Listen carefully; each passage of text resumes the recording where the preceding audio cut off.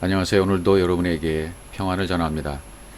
오늘은 십자가의 도 20번째 시간이 되겠습니다. 오늘부터는 열재앙에 나타난 십자가의 도, 길어서 한 번에 다 못하면 두 번에 나누어서 한번 하도록 하겠습니다. 출애굽기 7장 4절에 있는 말씀부터 한번 살펴보죠. 바로가 너희를 듣지 아니할 터인즉 내가 내 손을 애굽에 더하여 여러 큰 재앙을 내리고 내 군대 내 백성 이스라엘 자손을 그 땅에서 인도하여 낼지라. 내가 내 손을 애굽 위에 펴서 이스라엘 자손을 그 땅에서 인도하여 낼 때야 애굽 사람이 나를 여호와인 줄 알리라 하시매. 이렇게 돼 있죠. 우리가 열재앙을 이미 능히 여러분 내용은 잘 알고 있는 스토리이죠. 그 스토리 중에 바로가 어떤 표현이 나오냐면 바로가 강팍했다. 바로가 강팍해서 한 가지 재앙이 끝날 때마다 또 돌아서고 안 듣고 그런 이야기를 우리 너무 많이 들었죠. 그래서 강팍하다라는 단어를 씁니다. 다르게 번역되면 완강하다, 강팍하다. 좀 우리 단어로 의미를 생각하면 좀 세다 한마디로 굉장히 고집이 세다 그런 의미로 듣잖아요. 그러나 이 강팍하다, 바로의 마음이 강팍하다는 마음을 우리한테 적용을 해야 되는데 이 강팍이라는 말을 제대로 이해를 해야 될 것 같아요. 이 하자크라는 단어로 되어 있는데 강팍하다. 왜 말을 듣지 않는가 바로가 모세와 아론의 말을 왜 안 듣는가? 하나님 음성을 왜 안 듣는가? 왜 강팍한가? 이 강팍하다는 말 하자크라는 말은 어떻게 되어 있냐면 수선하다, 회복하다, 치료하다. 슈브라는 단어하고 비슷해요. 묶다, 달라붙다. 그러니까 세상에 묶여서 율법에 묶여서 달라붙어 있는 상태. 그래서 하나님을 못 보는 상태. 그래서 성경을 못 보는 상태. 또 세상과 우주 만물을 제대로 못 보는 상태. 진리를 못 보는 상태. 세상과 또 타인, 다른 사람을 보는 눈이 잘못되어 있는 상태죠. 보는 눈을 말해요. 그러니까 이 완강하다라는 단어는 하나님과 나를 분리해서 보는 거죠. 하나로 못 보는 거죠. 내 본질을 못 찾는 상태입니다. 나의 본질을 못 찾으니까 내가 누구인지를 몰라요. 그리고 다른 사람도 그 사람 나를 모르니까 다른 사람도 이해를 못하는 거죠. 그러니까 항상 불평, 불만이 크고 피해의식이 크고 그런 상태에 머물러 있는 상태를 강팍하다, 완강하다 그러는 겁니다. 그러니까 모든 인류의 사람들이 이 성경을 보면서 하나님과 내가 하나됨을 깨달아야 되는데 못 보고 있는 상태단 말이죠. 하나님을 보는 눈이 잘못되어 있어요. 또 세상을 보는 눈, 우주 만물을 보는 눈, 세상에 있는 모든 문제와 사건을 보는 눈이 잘못되어 있는 거예요. 그걸 완강하다 또는 강팍하다 그렇게 표현하는 거죠. 바로가 너희를 듣지 아니할 건즉 내가 내 손을 애굽에 더하여 여러 큰 재앙을 내리고 내 군대 내 백성 이스라엘을 이렇게 돼 있죠. 내 백성 이스라엘을 그 땅에서 인도하여 낼지라. 예. 어떻게 인도하시냐면 큰 재앙을 내려서 하나님의 능력의 손을 애굽에 더해서 애굽에 있는 내 백성 내 군대 이스라엘을 그 땅에서 인도해 낼 것이다. 먼저 이스라엘이라는 뜻을 한번 살펴보죠. 이스라엘, 그가 하나님으로 다스릴 것이다. 이스라엘의 뜻은 그가 하나님으로 다스릴 것이다 그런 뜻이에요. 또 야곱의 상징적인 이름이라고도 되잖아요. 야곱이 하나님과 함께 이겼죠. 승리를 했죠. 하나님과 함께 이겼어요. 그래서 이름을 이스라엘이라는 이름을 받았습니다. 그러니까 이건 지배자, 엘은 하나님이라는 뜻이잖아요. 그다음에 이건 두 가지 단어가 합성되어 있는 건데 지배자, 왕의 권력이 준 사라라는 단어하고 엘이라는 단어가 합쳐져 있다는 얘기죠. 지난 시간에도 우리가 사라라는 의미를 살펴보았잖아요. 통치권을 진 지배자, 여주인 이런 뜻, 사라는 그런 뜻입니다. 그러니까 왕의 권력을 진 사라가 되게 하는 것, 왕의 권력을 진 사라가 되게 하는 것이 이스라엘이 되게 하는 것이다라는 뜻이에요. 그러니까 하나님이 어떤 분인가를 알게 하기 위함이죠. 그러니까 사라라는 이름은 그냥 아브라함이 철하는 이름으로만 알게 돼서는 안 되고 왕의 권력을 쥐게 된 사라, 지배자가 된 사라, 그것이 곧 이스라엘이 되게 하는 것이란 말이죠. 우리가 영적 이스라엘이 되게 할 것을 말씀하는 거죠. 그러니까 하나님과 내가 하나 되게 하는 것, 하나님과 내가 하나 되는 것이 어떤 것인가를 알게 하는 것, 그게 이스라엘이란 뜻이에요. 그러니까 이스라엘의 뜻을 이해하면 그 뜻을 내가 감지해서 알고 있고 깨닫고 있으면 내가 곧 하나님과 하나 되고 있는 상태예요. 내가 야곱이 되고 이스라엘이 된 상태라 그 말이죠.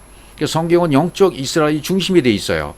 그런데 이것을 모르니까 애굽이 중심인 줄 알고 살게 되는 거죠. 하나님과 분리가 되는 것이 하나님의 뜻이 아닌데 하나님과 분리된 것이 옳은 줄 알고 그냥 하나님은 하나님대로 나는 나대로 살아가는 상태. 난 애굽에 있는 상태예요. 그래서 애굽이 중심인 줄 알고 살아가게 돼요. 그래서 하나님과 하나 되는 것은 뭡니까? 나의 본질을 찾아가는 거죠. 내 존재가 누구인가? 내가 누구인가? 다른 어떤 종교 철학이나 다른 종교에서 사람들이 말할 때 참나라는 말을 많이 쓰더라고요. 깨달은 사람들, 부처도 깨닫는다는 뜻이니까 참나를 찾는 거죠. 그러니까 우리말로 말하면 아주 순수한 우리말로 말하면 진짜 나, 진짜 나를 찾는 것이 하나님과 하나 되는 거예요. 진짜 나를 찾은 사람은 내가 하나님이었네? 이렇게 깨닫는다는 얘기가 되는 겁니다. 이렇게 되면 중심이 전부 애굽에서 이제 탈출해 나오는 거죠. 그것이 구원이에요. 참 나를 찾아서 진짜 나를 찾아서 내가 하나님이었었네라는 것을 깨달으면 이게 구원받는 거예요. 애굽의 중심인 줄 알고 살다가 영적 이스라엘로 빠져나온 거죠. 탈출해 나온 거죠. 그건 구원이라고 말하는 거예요. 그러니까 애굽은 미츠라임이라고 그러잖아요. 이 애굽이란 단어는 미츠라임, 방어, 이것은 맞조르에서 왔는데 맞조르란 단어는 방어, 요새화된 그런 뜻입니다. 또 이건 맞주르라는 데서 단어가 또 왔어요. 에워싸다, 방벽, 포위, 이런 망대, 이런 뜻입니다. 그러니까 세상이라는 방벽에 둘러싸인 요새가 된 그것이 바로 애굽입니다. 육체입니다. 애굽은 영이 아닙니다. 이사야 31장 3절에 잘 나오죠. 이곳에 하나님이 우리를 집어넣으시는 거예요. 일단은 하나님의 방법을 보시면 일단은 우리의 모든 것을 다 영으로 빵으로 만들어 놓으시고 우리를 그것에 애굽에 요새에 집어넣으세요. 그 속에 또 다시 끄집어 나오세요. 세상의 포로로, 법의 포로로 사로잡힌 자들인 나를 다시 이스라엘로 회복시키는 거죠. 이스라엘도 마찬가지죠. 포로로 잡혀갔다가 다시 회복시켜서 돌아오게 하시는 것이 바벨론 70년이라고 표현이 되지 않습니까? 그러니까 애굽에서 탈출, 바벨론에서 돌아오게. 또한 나도 똑같습니다. 애굽에서 탈출, 바벨론에서 탈출. 이렇게 나오게 하는 것. 포로로 잡혔다가 요새 속에 잡혀 있다가 그곳에서 인도함을 받고 나오는 것. 그것이 바로 구원이라고 말할 수 있어요. 여기 이제 큰 재앙이라고 그래서 우리가 그동안은 10가지 재앙 이렇게 표현을 했는데 이 재앙이라는 말은 가만히 보니까 큰 재앙, 가도르 셰페트라고 되어 있습니다. 재앙은 셰페트예요. 셰페트라는 단어를 보니까 재판인데 이것은 샤파트에서 왔어요. 즉 심판하다, 판결 내리다, 입증하다, 유죄 판결을 내리다 이런 얘기가 돼요. 변호하다, 변론하다. 그러니까 이 재앙이라는 단어를 쓰기보다는 좀 더 가까운 단어가 판결이에요. 판결 또는 심판이에요. 심판이란 말과 판결이란 말이 더 가깝다. 그래서 이 시간 이후부터는 저는 판결이나 또는 심판이라는 단어를 쓰도록 하겠습니다. 그러니까 이 10가지 판결, 10가지 심판을 통해서 내가 오해했던 하나님을 바로 깨닫는 거죠. 바로가 오해했던 하나님을 깨닫게 해주는 거예요. 내가 잘못 알았던 천국, 하나님 나라를 깨닫게 해주는 겁니다. 잘못 성경을 알고 있는 문자로밖에 겉으로밖에 성경을 알지 못했던 그 오해를 벗겨주는 것이 바로 이 10가지 심판입니다. 10가지 판결입니다. 그러니까 바로를 나로 대입한 바로가 전부 나였지 않습니까? 내가 바로 바로예요. 이 내 강팍한 내 마음, 하나님과 내가 이미 분리되어 있어서 하나로 못 보고 있는 상태입니다. 그리고 다른 사람을 이 사람 나쁜 사람, 이 사람 옳은 사람, 이 정당은 좋은 정당, 이 정당은 나쁜 정당으로 말 이렇게 옳고 그름으로 나눠놓고 사는 완강한 사람이에요. 강팍한 사람이에요. 성경을 보는 눈이 하나로 되지 못했어요. 하나님을 보는 눈이 바르질 못해요. 세상과 우주 만물을 보고 사람을 보는 눈이 바르질 못해요. 진짜 나를 찾지 못했어요. 좀 분리되어 있는 상태입니다. 그래서 바울의 눈에서 비늘을 벗겨주시지 않습니까? 내 마음의 눈도 벗겨주셔서 천국의 비밀을 알게 해주시는 것, 그것이 바로 10가지 판결입니다. 베드로도 사탄이라는 말을 듣잖아요. 주는 그리스도시요 살아계신 하나님의 아들이십니다라는 고백을 했다가도 하나님이 내가 십자가에 죽을 거야, 그런 말씀을 하시니까 베드로가 그리하시면 안 됩니다 라고 말하잖아요. 그때 주님이 하시는 말씀이 뭐예요? 내가 하나님의 일을 생각하지 못하고 사람의 일로 본다. 이게 바로 사탄이라는 거죠. 그러니까 그 사람의 일로 보는 그 눈의 시각 관점을 바꿔주시는 거예요. 어떤 일로? 하나님의 일로. 사람의 일로 보는 시각 관점을 하나님의 시각과 관점으로 바꿔주는 작업. 그걸 뭘 통해서 한다고요?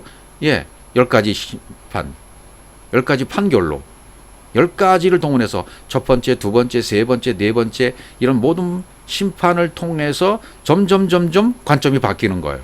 바로가 점점 깨닫는 겁니다.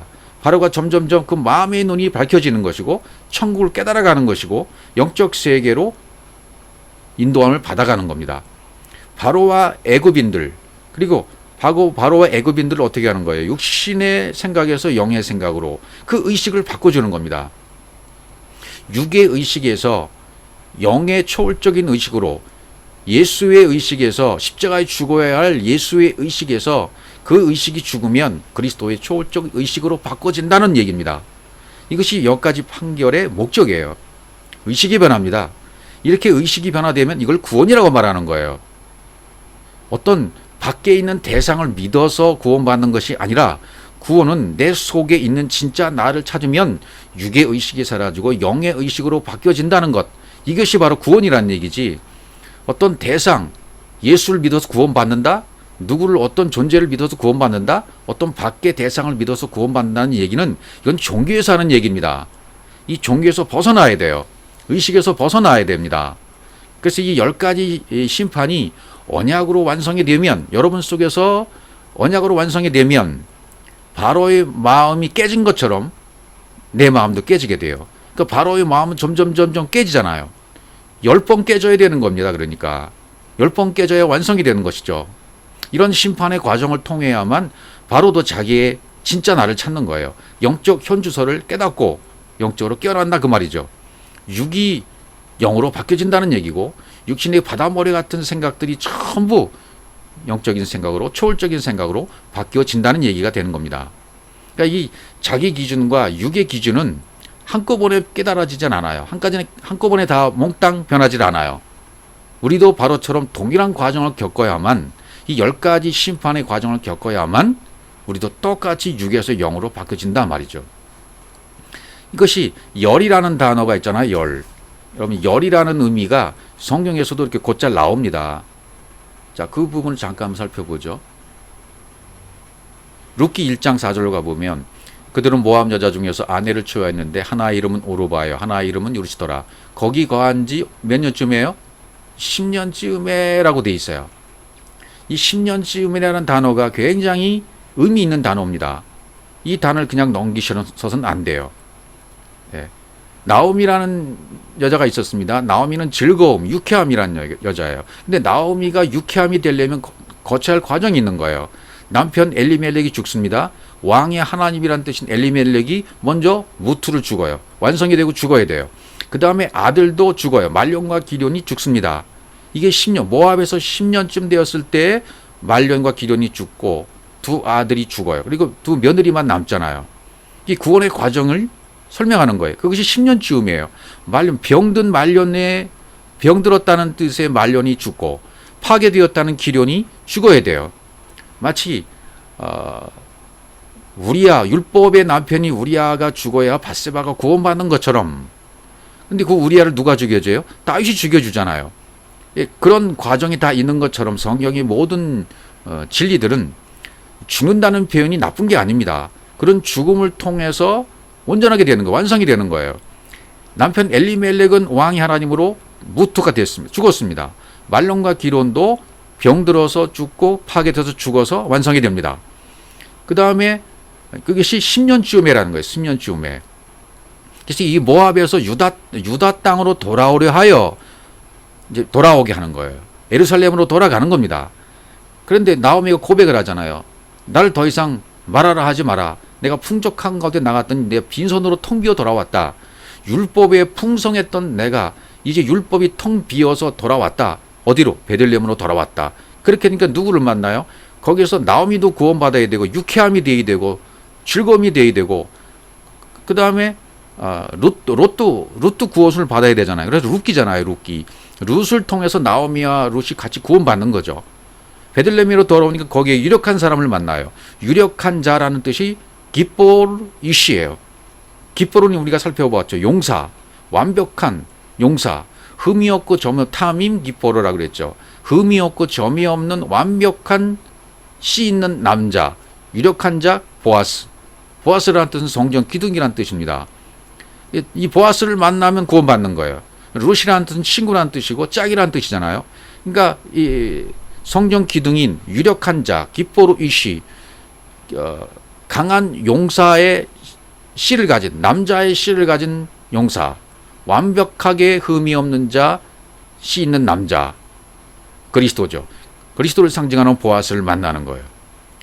그렇게 보아스를 만나니까 룻이 짝을 만나서 룻도 완성되어지고 그로 말미암아 나오미도 완성이 되는 이것이 언제? 10년쯤에 제가 2010년쯤에 이 복음을 만났습니다. 2010년에 복음을 만났고 이 동영상을 제작한 지가 꼭 10년 만에 복음을 마이크 앞에 쓰게 되었어요. 율법에 속해서 아무것도 모르고 깨닫지도 못하고 성경을 백독하면 되고 금식도 하면 되고 방언과 예언과 통역하면 되고 이런 은사생활을 하면서 목회했던 제가 성공을 꿈꾸며 목회했던 저에게 2010년은 저에게 아주 뜻깊은 해였습니다. 그 2010년에 이 복음을 듣게 되었고 이 복음을 듣게 된 이후에 10년 만에 다시 마이크 앞에 서서 이 동영상을 제작하게 되었습니다. 이 얼마나 저도 이 10년쯤이라는 말을 제 안에 깨달았는지 몰라요.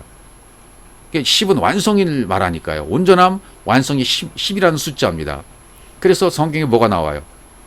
이 십계명이 나오고 이 10가지 심판도 십계명과 연결되어집니다. 그리고 11조와도 연결되어집니다. 성경의 구약에 10분의 1, 10분의 1, 10분의 1이 굉장히 많이 나오잖아요. 11조는 돈을 말하는 것이 아닙니다. 다음에 또 11조를 다시 한번 정리해 드리겠습니다만은 자 여기 룻기 1장에도 그렇고 다른 성경에도 한번 보죠. 창세기 16장 3절 아브라함의 사라가 그 여종 애굽 사람 하갈을 가져 그 남편 아브라함에게 첩으로 준 때는 아브라함이 가나안 땅에 거한 지 10년 후였더라. 가나안 땅에 거한 지 10년 후예요. 왜 하필 10년 후일까요? 꼭 성경이 이렇게 돼 있다니까요. 근데 이때 이름이 누구예요? 아브라함이잖아요. 아직 아브라함이 안 됐어요. 사레가 그 여종 애굽 사람 하갈을 가져다가 남편 아브라함에게 첩으로 왜 줄까요? 왜 첩으로 줘야 됩니까? 이게 구원의 순서라는 거예요. 율법이 먼저 와야 되니까. 율법이 먼저 오고 그 다음에 복음이 오는 거니까. 육체가 먼저이고 다음에 영이니까. 물침례가 먼저이고 다음에 불침례이니까. 땅에서 온전한 기간이 10년이에요. 이 10년이 기간이 지나면 언약이 성취되는 겁니다. 그러니까 아브라함에게도 이 10년 후였 가나안 땅에 거한 지 10년 후가 지나니까 이제 아브라함이 아브라함으로 바뀌게 되어져요. 그 이전에 먼저 율법을 상징하는 이 애굽 사람 하갈을 취하는 거예요. 율법을 취하는 거예요. 육체가 먼저 이게 언약으로 말미암아 해결돼야 되잖아요. 이 기간이 흐르니까 하갈 영적으로 검다라는 뜻이잖아요. 요새화된 속박된 상태 이게 하갈이잖아요. 애굽에 있는 상태잖아요. 이 하갈이 누굴 낳아야 됩니까? 이스마엘을 낳아야죠. 이스마엘을 낳아야 되고 그 다음에 죄가 장성해서 사망을 낳아야 되니까 그래야 아브라함이 되고 이삭을 낳게 되잖아요. 또 이삭은 누굽니까? 이삭이 그리스도니까 아브라함이 뭘 깨달은 거예요? 아 내가 바로 이삭이었구나. 내가 바로 그리스도였구나. 내가 바로 하나님이었네. 이 깨달은 거예요. 아브라함이. 그걸 10번, 10년 후에 이 언약이 성취된단 말이죠. 여기서 10년 후는 언약이 이제 이루어지는 때가 아니라 언약을 다시 받게 되는 거죠. 언약을 깨닫고 언약이 10년 후면 언약이 성취되는 겁니다. 이제 그 과정을 지금 여기에서 설명하고 있는 거예요. 창세기 16장에서는. 또 다른 성경에도 또 나오죠. 사사기 12장 11절. 그의 뒤는 스불론 사람 엘론이 이스라엘이 사사가 되어 10년 동안 이스라엘을 다스렸더라. 왜 꼭 10년을 다스렸다 이렇게 나올까요? 여기도 사사가 되어서 심판자가 되어서 재판자가 되어서 10년 동안 이스라엘을 다스려요. 이스라엘 다스리니까 이스라엘 영적 이스라엘이 되는 거예요. 그럼 평강이 오는 겁니다. 예, 성경이 이렇게 되어 있어요. 그러니까 엘론은 뭐예요? 엘론이란 뜻은 우두머리라는 뜻이고 상수리 나무란 뜻입니다. 상수리 나무. 성경의 나무는 전부 십자가를 상징하니까 엘론, 상수리 나무. 예, 십자가를 통과해서 그리스도가 머리가 된 사람 엘론이죠. 그러니까 이스라엘을 재판할 수 있는 거예요. 그러면 영적 이스라엘을 만들 수 있는 사람이 되어지죠. 10년 동안 이스라엘 이렇게 다스렸다. 영적으로 다스렸다. 10년 동안에. 이게 완전한 10의 숫자잖아요. 또 역대하 14장 1절. 아비야가 그 열조와 함께 잠에 다윗성에 장사되고 그 아들 아사가 대신하여 왕이 되니 그 시대의 뜻 땅이 몇 년이요? 예, 10년을. 그 땅이 10년을 평안하니라 이렇게 나와요. 그러니까 이것도 성경에 뭐 이렇게 호평 왕을 칭할 때 이 사람 정말 선한 왕이었어 이렇게 호평하는 왕은 얼마 없어요. 손을 꼽을 정도입니다. 아사가 나오고 그다음에 히스기야 이 정도입니다. 이렇게 나오게 돼요. 근데 역대하 14장 뭐 2절에서 6절 이렇게 한번 쭉 읽어보시면 아사가 어떻게 했는지 아사의 치적이 나와요. 한마디로 하나님을 잘 섬겼다 이거예요. 하나님 앞에 깨달았다 이거예요. 예, 아사는. 그래서 주를 7절에 보면 주를 찾았으므로 아사가 주를 찾았으므로 그 땅에 평안이 임했더라. 이런 표현들이 나오거든요.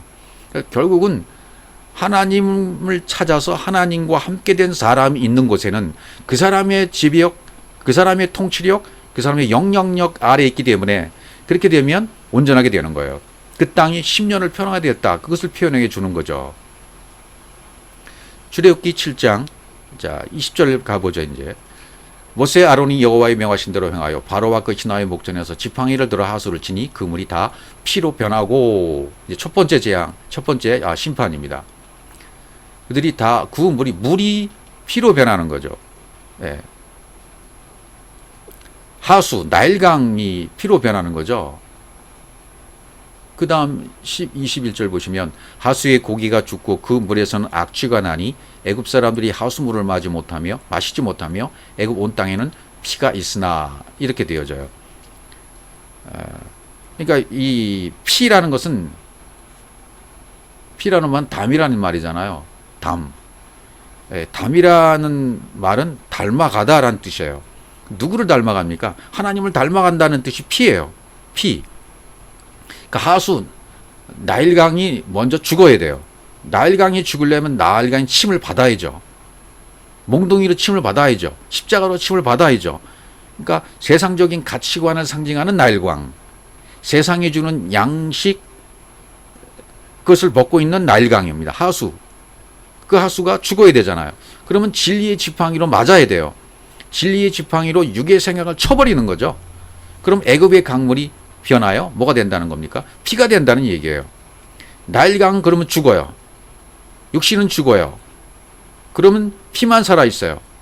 하늘의 생명으로 세상을 쳐버리니까, 하늘의 생명으로 육을 쳐버리니까, 셔마임, 물이 있는 거기, 진리가 있는 거기가 되는 거예요. 진리의 물이 되는 겁니다. 피가 되는 겁니다. 피가 됐다는 얘기는 뭐예요? 영이 됐다는 얘기죠. 피가 되었다는 말은 하나님을 닮아갔다라는 뜻이니까 영이 되었다는 것이 됩니다. 하나님의 생명으로 구별되어서 진리가 되는 것, 영이 되는 것, 하나님을 닮아서 하나님 같이 되어버리는 거예요. 결국 하나님과 에하드, 하나가 되는 것, 하나님 같은 똑같은 존재가 되어지는 것, 그게 바로 담이라는 뜻이 되는 겁니다. 피라는 뜻이 되는 겁니다. 그래서 물을 치는 거예요. 하수를 치는 거예요. 가치관을 치는 겁니다. 육을 치는 겁니다. 세상을 치는 겁니다. 쳐버리면 이 섞여 있던 것이 제거가 되잖아요. 그래서 먼저 피가 나오는 거죠. 저주와 재앙이 다 이 물과 관계가 있잖아요, 여러분. 물과 관계가 있어요. 진리가 관계가 있단 말이죠. 진리와 물. 너희가 가지고 있는 그 물로는 안 돼. 세상이 물이잖아. 하나님의 물과 섞여 있잖아. 윗물과 아랫물이 섞여 있는 상태이지. 그것은 안 돼. 땅의 물로 희석되어 있어서 하늘의 물을 먹을 수가 없는 상태가 너희들이야. 너희들은 지금 혼돈되는 물을 먹고 있어. 바로야. 너는 지금 혼돈된 물을 먹고 있는 거야. 우리가 바로 바로니까요. 그래서 그리스도를 못 보고 그리스도를 못 깨닫고 참나 진짜 나를 찾지 못하는 겁니다. 그러니까 마임이라는 것, 물, 진리라는 것은 뭐예요? 그 어떤 것도 섞여서도 안 됩니다. 섞여져도 안 됩니다. 순수하고 깨끗해야 돼요. 그걸 거룩하다고 말하는 거죠. 하나님을 찾아서 하나님 같이 되는 것이 거룩이잖아요. 하나님의 진리를 담아내지 못하면 그것이 곧 재앙이 된다는 말입니다. 진리의 말씀이 들어와서 하나님을 닮아갈수록 재앙이 심판받는 거예요. 하수가 심판받는 거예요. 육이 심을 당하는 겁니다. 그러면 육이 죽고 영이 살아나는 거죠. 영이 되는 거죠. 피가 흐르는 상태가 되는 겁니다. 진리가 흐르는 상태가 되는 것이고 영이 되는 상태가 되는 거예요. 그러니까 하나님의 피가 내 안에 흘러야, 하나님의 피가 내 안에 흘러 어떻게 돼요? 하나님께서 원하시는 대로 우리가 만들어져 가고 하나님의 계획대로 하나님의 뜻대로 조성되어 가는 거죠. 그러니까 애굽에 있는 백성들을 보세요. 이스라엘 백성들. 애굽에 있을 때에도 이스라엘 백성들이 쇠하던가요? 아니요. 오히려 번성되잖아요. 예. 여러분 스토리를 봐서 애굽 가운데서 번성해요. 이스라엘로 세워집니다. 그리고 심판의 판결을 받고 나오게 되는 거예요. 그러니까 피가 흐른다는 것은 어떤 뜻입니까? 육에서 영이 부어져 흘러나오는 거예요. 흘러나와 영과 진리가 된 상태를 말하는 겁니다. 내가 남정과 여정에게 모든 육체에게 영을 부어주리니, 바로 그게 그 뜻이에요. 남정과 여정에게 부어주리니, 뭘? 영을 부어주는 거죠. 영을 부어주는 것은 육체가 깨달아서 그 상태에서 영이 흘러나오는 것을 얘기해요. 오순절이 임하는 거예요. 내 개인적인 오순절이 임하게 되면 그것이 이루어지는 겁니다. 영이 부어졌어요. 피가 흘러나왔습니다. 옆구리를 치니 물과 피가 흘러나오더라. 우리도 옆구리를 창에 찔려야 돼요. 로마 군병에 의해서, 이방인에 의해서, 법 없는 자에 의해서 옆구리를 찔려버리면 뭐가 나와요? 물과 피가 흘러나온단 말이죠. 그 피가 흘러나오면 살아나는 겁니다. 하나님이 원하시는 대로 조성이 돼가는 거예요. 그러면 오해가 풀립니다. 잘못된 말씀들이 세워지기 시작합니다. 비진리가 드러나서 진리로 바뀌어지게 되어집니다. 그러면 나일강의 물고기가 죽었기 때문에 지금 악취가 나잖아요. 지금 그 물에서는 여기 악취가 난다 그랬잖아요. 우리가 비진리에 있을 때는 이 악취가 나서 물을 먹을 수 없는 겁니다. 그래서 그게 데베르그 전염병입니다. 진리의 말이 죽은 거예요. 진리의 말이 죽었기 때문에 악취가 나는 것이고, 진리의 말이 죽었기 때문에 그게 전염병이 되는 겁니다. 이따 전염병도 살펴보겠지만 나중에요. 그래서 이 진리로 인한 이 비진리를 쳐버리면 비진리가 진리가 되는 거죠. 육을 칩니다. 육을 치고 율법을 치고 애굽을 치고 사람의 교훈이 침을 당하면 이게 진리로 바뀌어지는 거예요. 그런 그것은 비진리는 미워하게 되고 진리를 사랑하게 되는 거죠. 진리를 사랑한다는 말이나 똑같은 거죠. 그렇게 되면. 그러니까 우리가 출애굽을 못하는 이유는 어디 있습니까? 애굽에서 탈출을 못하고 있는 이유, 구원받지 못하는 이유, 그게 뭡니까? 내가 왕이 되어 있기 때문이죠. 자기 것으로 꽉 차 있는 상태예요. 자기 것으로 꽉 차 있어서 하나님의 것이 옴딱달딱 못하고 있는 상태, 옴짝달싹 못하고 있는 상태입니다. 이게 이 피를 취해도 종교적으로 취하고 있는 사람이라면 구원받지 못하는 거예요. 여러분, 모든 종교는, 이 땅에 존재하는 모든 종교는 그 안에 다 하나님의 비밀의 보복을 품고 있어요. 왜? 온 우주 만물, 이 땅에 존재하는 모든 우주 만물에는 하나님의 신성이 있기 때문에 하나님이 허락하시는 거예요. 하나님이 허락하신 우주 만물에는 다 하나님의 신성이 있어요. 하나님의 기운이 있고, 하나님의 뜻이 있고, 하나님의 호흡이 있고, 하나님의 속성이 있습니다. 그러면 여러분이 이단이라고 말하는 불교나 유교나 힌두교나 이런 종교에는 진리가 없을까요? 그건 우리의 육적인 판단입니다. 그들이 갖고 있는 종교 속에는 진리를 품고 있는 겁니다.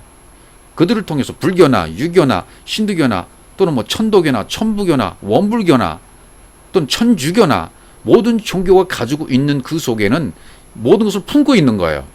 진리를 품고 있는 겁니다. 예, 부처란 뜻도 깨닫는다는 뜻이잖아요. 부처는 깨달은 사람입니다. 곧 그리스도라는 뜻이에요. 어떤 종교의 창설자가 있다면 그 사람이 깨달은 게 있는 겁니다. 그 사람도 하나님 안에서 태어났고 진리가 된 사람이고 영으로 태어난 사람입니다. 우리가 그런 내가 하나님이 되는 거구나 라고 깨달았다면 다른 사람도 마찬가지잖아요. 아직 깨달았지 못했을 뿐이지 그 사람도 역시 하나님이라는 것을 내가 인식하고 인지하면 바른 보는 눈이 되는 거예요. 거기서 강팍함이 다 스르르 하고 녹아지는 겁니다. 이 강팍함을 녹이려고 지금 10가지 재앙을 주고 있잖아요. 첫 번째는 피잖아요. 그래서 이스라엘이 하나님의 성분을 알게 하기 위해서 지금 애굽에 자꾸 심판을 주시는 거예요. 깨닫게 하느라고. 예. 그래서 깨닫고 애굽에서 나오는 거예요. 깨닫고 이 세상에서 나오는 거예요. 그게 탈출이고 그게 구원입니다. 그런데 우리 육신의 생각은 거기가 좋사오니 여기가 좋사오니 그러고 있는 거죠. 종교에 있는 사람은 여기가 좋사오니 그 종교에서 깨달아서 내가 하나님이구나 라고 본질을 깨달아서 정말 짝을 찾아서 하나가 되면 되는데 본질을 깨닫고 참 진짜 가짜가 아닌 진짜인 나를 찾으면 그 사람 구원받는 겁니다. 누구든지. 종교 속에 있다 하더라도 종교 속에서 하나님을 찾아서 하나님과 하나가 되어지면 그 사람도 구원받는 거예요. 이건 종교를 기독교, 불교, 유교, 천주교를 말하는 게 아닙니다. 제가 말하는 것은. 그러니까 기독교인들이 마음을 넓힐 필요가 있고 불교인들도 마음을 넓힐 필요가 있고 천주교인들도 마음을 넓힐 필요가 있어요. 그래서 깨달아야 돼요. 내가 가지고 있는 육의 껍질을 이게 침을 받아야 돼요. 예. 육의 껍질이 이 지팡이로 침을 당해야 돼요. 하수가 나일강이 몽둥이로 지팡이로 맞았던 것처럼 그래서 피로 변했던 것처럼 재앙을 받았던 물이 피로 변했던 것처럼 우리도 그렇게 되게 되는 거예요. 자꾸 좋은 데 머물러라고 그러잖아요. 종교에 있는 사람들은. 이 율법에 머물러 있는 사람은 율법의 옷이 너무 편한 거예요. 그러니까 너무 편해요. 죄의 삼창하고 기도하는 것이 너무 편한 거예요. 새벽 기도하는 게 너무 편한 거예요. 금식 기도하는 게 너무 편한 거예요. 그리고 뜀뛰며 찬양하며 기도하는 게 너무 좋은 거예요. 자기 만족이 되니까 소리쳐 기도하는 것이. 예배도 찬양도 섬김도 선교도 자꾸 나가려고 하고 헌금 드리려고 하고 왜 그래요? 거기에 머물러 있으려는 뜻이에요. 율법의 옷이 너무 편해요. 자기가 입고 있는 옷이. 종교의 옷을 입고 있는 옷이 너무 편하니까 그 사람들은 종교에 머물러 있는 거예요. 그러나 진리를 들으면 들을수록 불편해요. 처음에는. 이게 뭐지? 충돌이 일으킵니다. 불편합니다. 그러나 점점 내 안에 있는 것들이 제거당하기 시작하면 육이 제거당하기 시작하면 10가지 심판과 판결을 받기 시작하면 점점 그 헐렁했던 옷이 편해지기 시작해요. 꼭 맞는 옷으로 바뀌어요. 처음에는 안 맞는 옷 같다가 너무 진리의 말씀을 듣다 보면 너무 편해져요. 평안이 와요. 안식이 와요. 이게 진짜이기 때문에요. 참 평안이 내 안에 오는 것입니다. 그래서 진리를 알지니 진리가 너희를 자유케 하리라는 말이 이루어지게 되는 것입니다.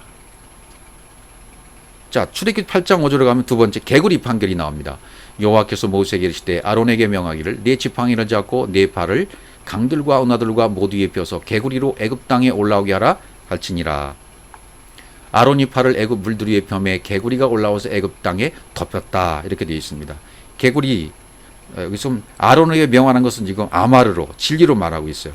올라오게 하라, 알라, 오르다, 깨어나게 하라 그런 뜻이거든요. 개구리는 체파르데아라는 뜻이에요. 체파르데아는 늪지에서 뛰어다니는 그런 뜻이고요. 이건 짜파라에서 왔어요. 늪지에서 뛰어다닌다. 짜파라에서 왔는데 짜파라는 깡총깡총 뛰다라는 뜻이에요. 이렇게 깡총깡총 뛰다. 개구리가 이게 팔짝팔짝 뛰잖아요. 이게 짜파라는 깡총깡총 뛰다라는 단어에서 왔어요. 되돌아오다. 깡총 뛰었다가 날개가 없으니까 하늘을 날지 못하고 땅은 다리 떨어지잖아요. 이게 되돌아온다는 뜻이에요. 그러니까 땅에서 깡총 뛰면 일시적으로는 하늘에 있는 거죠. 잠시 동안 땅에서 떠 있으니까요. 여기 하늘이죠. 진리를 조금은 깨달았어요. 근데 이내 다시 땅으로 되돌아가잖아요. 개구리가. 그럼 진리의 맛을 잠깐 본 것뿐이에요. 땅으로 돌아오기 때문에 날개가 없으니까 하늘에 새가 돼야 되는데 우프우프로 날아야 되는데 성전의 모양은 뭐로 되어 있다고요? 예, 펼쳐진 날개의 모습. 독수리가 이렇게 큰 날개를 펴고 있는 모습이 성전이잖아요. 이렇게 날아야 돼요. 예, 땅에 있는 존재가 하늘을 나는 존재가 되면 진리가 됐다는 것이고 진짜를 찾았다는 뜻이 되는 거예요. 근데 개구리는요. 메뚜기도 그렇지만 개구리도 뛰었다가 이내 떨어지는 거죠. 예. 하나님의 의도, 하나님의 뜻대로 세워져야 열매를 맺어야 참 지식이 되는데 하나님의 뜻이 내 뜻이 되고 하나님의 호흡을 같이 호흡하게 돼서 그분으로 되어지는데 자기 중심으로 세우려다 보니까 불평, 불만이 가득 찬 거예요. 잠시 동안은 지식에 있지만 잠시 동안에는 하늘에 있지만 깡총 뛰었지만 다시 되돌아오는 거예요. 그러니까 이 개구리 같은 사람들은 어때요? 자기 것이 관철될 때까지 고집 부리는 거죠. 그러니까 자기 지식이 되어 있어서 고집 부리는 사람, 진리가 와도 이걸 잠시 받았다가 다시 놓아버리는 사람들이 개구리입니다.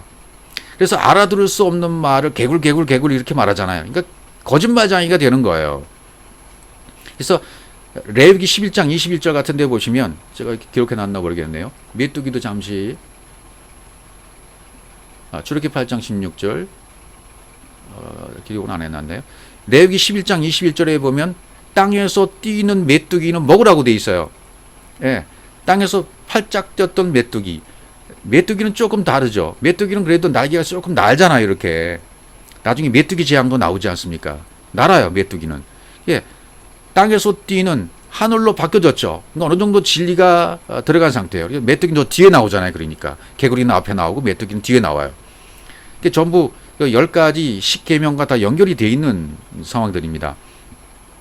그러니까 이 막 알 수 없는 소리로 뭐 방언도 마찬가지지만 진리를 깨닫지 못하고 성경 전체를 깨달으면 새 방언이 된 거잖아요. 문자 66권으로 보면 방언을 하는 것이고 그 방언을 하다가 이 진리의 말씀 문자를 깨달아 버리면 새 방언이 임한 거예요. 그러니까 개구리가 이 기어올라서 머리가 되어서 온 땅에 덮여버렸잖아요. 애굽 물들이의 뼘에 개구리가 올라와서 애굽 온 땅에 덮였다 그랬대. 덮여버렸어요. 예, 개구리 덮여버렸다. 개구리가 머리가 되어버린 거죠. 바로의 실체가 이겁니다. 우리의 실체가 바로 이것이었습니다. 잠시 진리를 깨달아서 팔짝 뛸 수는 있지만 이내 다시 돌아오는 그런 상태. 이게 우리의 개구리의 상태예요. 이 애굽의 바로가 바로 개구리와 같은 영적 상태였다는 것이죠. 그리스도가 머리가 돼서 중심이 되어야 되는데 아직 그렇게 되지 못한 거예요. 그리스도가 머리가 되어야 공급이 제대로 되잖아요.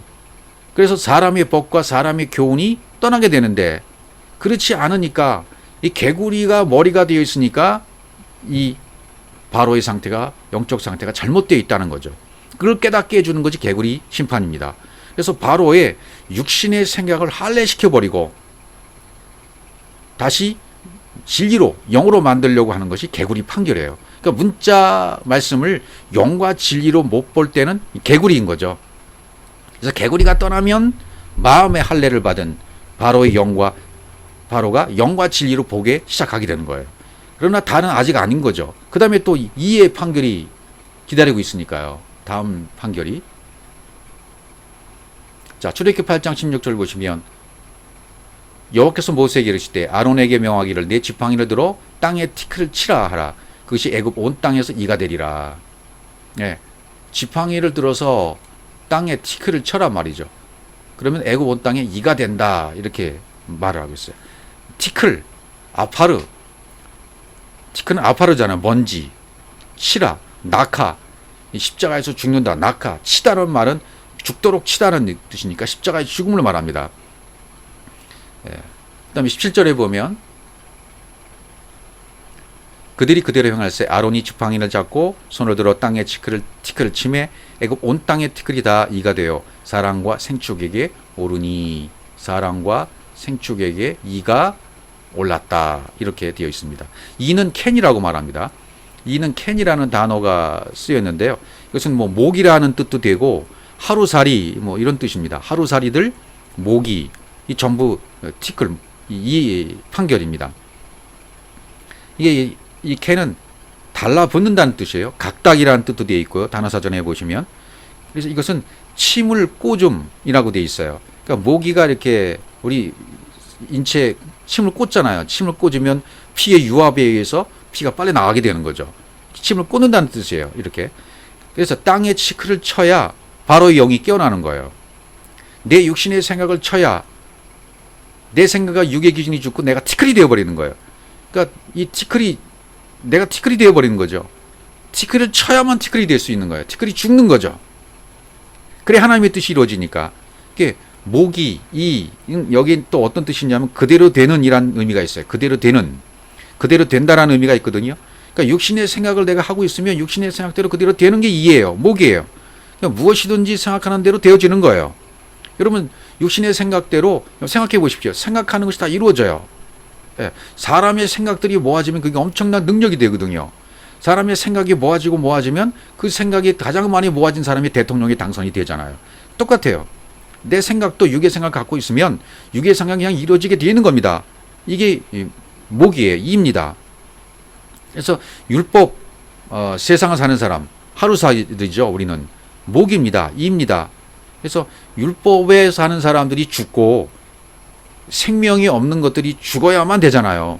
그래서 그걸 치는 거예요. 지팡이로 치는 겁니다. 티끌을. 모기는 이게 착 달라붙어 있죠. 착 달라서 침을 꽂아버립니다. 그럼 고열을 빨아먹는 거죠. 내 안에 있는 거 다 뺏어 먹는 것이 모기잖아요. 이잖아요. 이용해 먹는 거죠. 그러니까 세상과 세상에 속해 있는 율법 교회 안에 있는 사람들을 비유하는 거죠. 장사로 장사로 교회를 택해요. 매매해요. 자기 뜻을 성취하려고 교회를 택해요. 많은 사람이 모여있는 교회로 가요. 그래서 이런 우리가 목이라는 것을 깨닫는 순간 내가 아파르를 깨달아져야 돼요. 내가 아파르를 깨달아지는 순간 하나님은 분별시켜 주시는 거죠. 아, 내가 목이었구나. 그걸 깨달으려면 이 목이 재앙이 와야 돼요. 그거를 티끌을 치시는 거죠. 십자가로 치시는 거예요. 십자가로 티끌을 쳐버리니까 티끌이 죽는 거죠. 아, 그럼 내가 티끌이었구나. 내가 목이었구나 라고 깨닫는 거죠. 이렇게 깨닫는 순간 하나님이 나를 구별시켜 주시는 거죠. 하나님의 뜻이 그대로 성취가 됩니다. 구별시켜 주십니다. 그러면 이때는 이 재앙에서는 바로의 앞에서 요술자들이 요술이 먹히질 않아요. 세상의 방법이 먹히질 않아요. 하늘적 진리로 깨달았기 때문에 이때부터는 세 번째 날은 살아난 날이잖아요. 세 번째 날은 창세기 1장에 난 세 번째 날은 살아나는 날입니다. 예, 그러니까 바로 앞에서는 더 이상 사람의 교훈이 깨달은 바로 앞에서는 더 이상 세상의 교훈이 먹히지 않는다는 뜻이에요. 여기까지만 깨달아도 세상의 교훈이 먹히지 않는다. 그러나 갈 길은 아직 멀어요. 파리 심판이 또 남아있기 때문이죠. 바로는 지금 계속 과정을 겪고 있습니다. 8장 22절입니다. 출애굽기. 네가 만일 내 백성을 보내지 아니하면 내가 너와 내 신하와 내 백성과 내 집들이 파리떼를 보내리니 애굽 사람이 집에 파리떼가 가득할 것이며 그들이 거하는 땅에도 그러하리라. 파리 재앙 네 번째입니다. 네 번째 재앙 파리 재앙이 나와요. 8장 21절 출애굽기. 그날에 내가 내 백성에 거하는 고센 땅을 구별하여 그곳에 파리떼가 없게 하리니. 고센 땅은 천국을 말합니다. 하나님 나라를 말해요. 거기는 파리떼가 없어요. 이로 말미암아 나는 세상 중에 여호와인 줄을 내가 알게 될 것이다. 이렇게 얘기합니다. 여호와인 줄을. 세 번째 판결로 진리를 체험했지만 그러나 아직은 해방을 줄 수 있는 온전한 상태는 아닌 거죠. 그러니까 파리떼와 같은 영적 현주소를 깨달아라 이 말이죠. 바로가 다스리는 백성, 집, 애굽 사람 이든 아직은 다 육신의 생각이라는 거예요. 진리를 깨닫긴 깨달았지만 혼합되어 있는 겁니다. 광야의 길을 지금 걷고 있는 겁니다. 세 번째 날부터는 광야가 이제 광야로 접어드는 거잖아요. 살아나면 넷째 날부터 광야가잖아요. 광야가 시작되니까 천년왕국이 시작되는 거예요. 천년왕국이 시작된다 하더라도 아직은 온전한 상태가 아니죠. 광야 생활이 다 끝나야만 요단강을 건너서 가나안 땅에 들어가는 거니까요. 그러니까 광야 40일이라는 상징의 의미는 뭡니까? 육이 죽어서 육의 말씀이 전부 영의 말씀으로 전환되는 때가 광야. 바로 그때잖아요. 그러니까 이 파리 때가 필요한 거예요. 파리 심판이 필요한 거예요. 파리란 단어는 아로보에서 왔습니다. 아로보, 파리. 그것은 에레브에서야. 아라부에서 왔어요. 에레브는 밤이잖아요. 그러니까 이것은 아라부에서 왔는데, 아라브라는 뜻은 담보물을 주다는 뜻입니다. 저당을 잡히다, 담보물이 되다, 보증을 서다, 저당하다, 이런 뜻이거든요. 그러니까 에레브, 밤이 되어져서, 이게 밤이 된다는 뜻은 여러분 이해하시죠, 이제? 저녁이 되고 아침이 되는 의미를 이해하셨잖아요. 저녁이 됐으면 내가 먼지였구나, 티끌이었구나, 내가 짐승이었구나, 난 아무것도 아니었네, 헤벨이었네 라고 깨달으면 저녁이 된 거예요. 그러면 저녁이 되면 밤이 오죠. 밤이 오면 저당 잡힌 것들이 다 이제 바뀌어지는 거예요. 물물 교환이 이루어지는 겁니다. 밤에 육이 팔려지고 영으로 교환이 되는 때가 이 밤이에요. 그래서 새벽이 오는 거죠. 아침이 오는 거죠. 깨어나는 거죠. 이게 영과 육이 바꿔지는 물물 교환이 이루어지는 때예요. 이 밤에. 그러니까 파리 때는 우리가 하나님 뜻대로 살지 못하고 세상에 저당 잡혀 있는 때, 그때를 파리 때로 말하는 거죠. 이 파리 때는 영적인 나의 상태가, 바로의 영적인 상태가 어떤 상태라고요? 저당 잡혀 있는 상태. 어디에? 세상에, 율법에. 아직 온전치가 못돼요. 살아나긴 하지만 혼합되어 있어요. 여섯째 날까지는 혼합되어 있잖아요, 여러분. 여섯째 날까지는 그렇게 가는 거예요. 그러니까 하나님의 말씀이, 진리가 이 세상에 저당 잡혀 있는 거예요. 그래서 옴짝달싹 못해요. 어떤 데는 진리로 이렇게 개구리처럼 팔짝 뛰기도 해요. 파리처럼 날기도 해요. 날기도 하죠. 파리 뛰니까 파리는 날잖아요. 파리는 날지만 날개가 짧지요. 뒤에 나오는 메뚜기도 역시 날개가 짧죠. 독수리와는 비교가 안 되죠. 점점점 자라가는 거예요, 날개가. 그 영적 과정과 성장을 뜻하는 거죠. 그러니까 하나님의 말씀이 먹히지 않고 세상 물질에 잡혀 있거나, 이게 애굽에 잡혀 있다는 상태예요. 저당 잡혀 있는 상태예요. 물질에 잡혀 있는 상태, 영과 혼이 꼼딱달싹 없이 갇혀 있는 상태, 나올 수 없는 상태. 영과 혼이 이 진리의 말씀대로 날개를 달아서 살아나야 되잖아요. 홀홀 독수리같이 날아야 되잖아요. 날 수 없어요. 갇혀 있어요. 물질에 잡혀 있어요. 율법에 잡혀 있어요. 세상에 저당 잡혀 있어요. 아직 내 생각이라는 것에 꽉 잡혀 있기 때문에 나올 수 없는 상태예요. 그러니까 쉼없이 신앙생활을 내가 한다고 말을 하고 고백을 하고 헌금을 하고 선교를 했긴 했지만 말씀이 운행지를 못하는 거예요. 아직 하나님의 속성이 나타나질 못하는 겁니다. 내가 하나님이 되어서 깨달아져서 하나님같이 표현이 되어지고 하나님같이 말하는 상태가 안 되는 거예요. 아직은. 아직 냄새나는 세상에 있어요. 파리똥이 남아있는 거죠. 파리똥이 남아져 있으면 더럽잖아요. 그 상태로 판결을 받아야 돼요. 너는 아직도 파리 때의 상태구나. 바로야, 네 상태가 아직 파리가 똥을 싸고 있는 그런 상태야. 날긴 날지만 아직 더러운 상태야. 파리똥으로 더럽혀져 있어서 이제 그 속에서 내가 지금 꼼짝달싹 못하게 있는 상태잖아. 냄새나고 있는 상태야. 이걸 깨달으라는 거죠. 이 파리 재앙을 통해서. 그러니까 세상과 매매하고 있고 장사하고 있으면 파리가 똥만 남기는 것과 똑같은 상태다. 이런 상태에 있는 것을 우리가 깨달아야 된다는 거죠. 이 재앙을 통해서. 그 다음에 뭡니까? 전염병 다섯 번째. 출애굽기 9장 3절입니다. 여호와의 손에 들어있는 네 생축 곧 말과 나귀와 약대와 우양에게 더하리니 심한 악질이 있을 것이며. 심한 악질, 전염병입니다. 돌림병입니다. 그래서 악질은 데베르 카베드, 데베르에서 왔어요. 다바르에서 유래이 된 겁니다. 여러 번 말씀드렸죠. 전염병 데베르에서 왔다, 다바르에서 왔다, 말에서 온 거예요. 말씀에서 온 거예요. 말씀. 그러니까 말이 사람을 죽이고 있으면 이게 전염병이라는 뜻이에요. 그건 전염이 심하죠. 바이러스가 심하죠. 이게 바로에 있는 육신의 생각들이 뭡니까? 여기 나와 있는 말, 타는 말, 나귀, 약대, 우양, 이게 전부 뭐야? 동물적인 생각들, 내가 오해한 생각들을 하나님께 번제로 드려야 돼요. 드린다고 하는 거예요. 그러니까 이 바로의 짐승적인 생각이 죽어야 된다는 것을 말하고 있는 거예요. 바로는 지금 네 발 달린 짐승의 상태와 같아요. 깨닫긴 깨달았지만 네 번째 재앙까지 통과해서 파리 재앙까지 통과해서 진리가 있긴 있지만 파리의 날개 같은 영적 성장은 이루었지만 아직 파리똥이 남아있잖아요. 예, 꼼짝달싹 세상에 접해 있는 상태고 물질에 접해 있는 상태예요. 그래서 이 전염병의 질병을 또 주십니다. 악질, 전염병, 돌림병 이걸 주셔요. 아직 광야의 40년이 다 차지 않은 거예요. 말씀이 섞여 있다는 뜻입니다. 율법과 복음이 섞여 있는 거예요. 세상과 물질을 더 귀중히 여기고 있고 아직도 거기에 가치를 두고 있는 거죠. 그렇기 때문에 어떻게 돼요? 말씀이 부서진 거죠. 말씀이 깨진 거예요. 말씀이 깨진 상태가 바로 이 전염병, 돌림병, 악질의 상태입니다. 내 안에 있는 말씀이 깨져 있어서 사람을 살릴 수가 없어요. 사람을 오히려 실족시킵니다. 여러분, 내가 하나님인 것을 깨닫고 하나님으로 살고 그리스도로 깨달아서 그리스도로 살고 생명적인 삶을 살면요, 간증거리가 무수히 많은 겁니다. 이건 말을 하지 않아도 내 삶 전체 24시간 전체가 간증거리가 되어져요. 갈라디아 2장 20절이 그냥 되는 거예요. 되어지는 겁니다. 예, 간증은 자기 자신의 것이기 때문에 제가 간증 말을 잘 안 하잖아요. 적용도 잘 말씀 안 드리잖아요. 여러분이 개인적으로 적응시켜야 된다는 뜻이에요.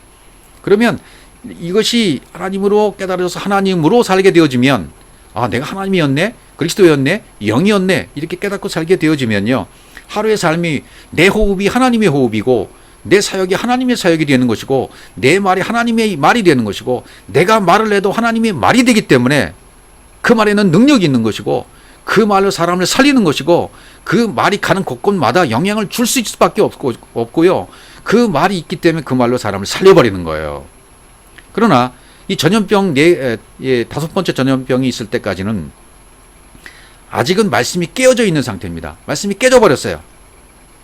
사람들을 실족시켜요. 아직도 내가 말을 하면 그 말로 사람이 살아나는 상태는 못 돼요. 이게 전염병이에요. 물론 전쟁이 있죠. 말로 사람을 죽이죠. 코로나, 변이종, 어떻게 생길지 모릅니다. 예, 바로가 아직 자기 자신이 누구인지 자각을 못하기 때문에 짐승의 상태라는 거예요. 온전한 자각이 안 됐어요. 깨닫긴 깨닫지만 섞여 있어요. 그래서 이 말로 사람을 죽이고 깨고 있어요. 이 짐승들은 자기 욕망과 자기 영광을 위해서 살아가잖아요. 여기에다 거룩한 말씀을 약간 섞여서 사람들 이렇게 막 유리 나잖아요. 그러면 뜻이 같은 사람이 모여져요. 그럼 공동체 형성되죠. 우리가 뭐 소위 어떤 교주가 되고 이단이 탄생되는 건 뭐예요? 그런 종교단체를 만들어서 교주가 되고 자기 스스로 만족하고 다른 사람들이 생기게 되어지고 그럼 최고로 여기는 거죠. 우리한테 와라. 우리한테 오면 구원받는다. 여기 오는 사람만 14만 4천이다. 뭐 이렇게 말하고 구원받는다고 얘기하잖아요. 그런데 눈, 코, 귀를 열 필요가 없어요. 그런 곳에는 여러분. 하나님과는 관계가 없기 때문입니다. 내 신분은 이스라엘인 것을 깨달았음에도 불구하고 영인데도 불구하고 아직 애국과 바벨론이 이게 종교적으로 섞여 있는 상태가 바로 이 다섯 번째 전염병, 돌림병, 악질의 상태인 것입니다. 그러니까 하나님의 말씀으로 내가 전혀 바뀌어가는 거예요. 그럼 거룩이 되고 아들이 되어져 가고 엘로힘으로 바라 창조가 되어가는 거죠. 그렇게 되어가면 베레시트가 이루어지는 거잖아요. 이 베레시트가 이루어지는 사람, 온전히 이루어진 사람들이 10가지 심판을 다 받고 판결을 받고 나니까 그게 되어지는 거예요. 되어지니까 이루어지는 거고 되어지니까 말씀이 권능이고 말씀이 능력이고 되어지는 겁니다. 그러니까 말씀이 내 안에서 구별이 되어지고 적용이 되어지면 하나님과 내가 접촉이 된 거예요. 하나님을 닮아가서 하나님같이 된 거예요. 하나님과 같이 됐다는 얘기는 하나님과 똑같이 되었다. 완전체가 됐다는 거예요. 하나님과 하나 되어 있는 상태가 되어버리는 겁니다. 그러니까 애굽의 가축이 죽어야 돼요. 그러면 이스라엘 가축은 살아있게 되는 거죠. 그러니까 육의 생각과 영의 생각이 구별이 된 거예요. 예, 이 5가지 심판까지 받게 되어지면 겉사람은 낡아지고 속사람은 날로 새로워지는 그런 단까지 계속 이루어져 있고 되는 것입니다. 그러나 이것이 끝이 아닙니다. 점점 더 여섯 번째부터 10가지 마지막 장자의 죽음까지 가야만 이 심판은 끝이 나게 되고, 그 심판이 끝나야 돼야만 내가 하샤마인과 하에레츠로 엘로힘으로 바라 창자가 되어지면 바로 베리시트가 성취가 되어지는 그런 단계까지 가게 되는 것입니다. 다음 시간에 계속해서 여섯 번째부터 살펴보도록 하겠습니다.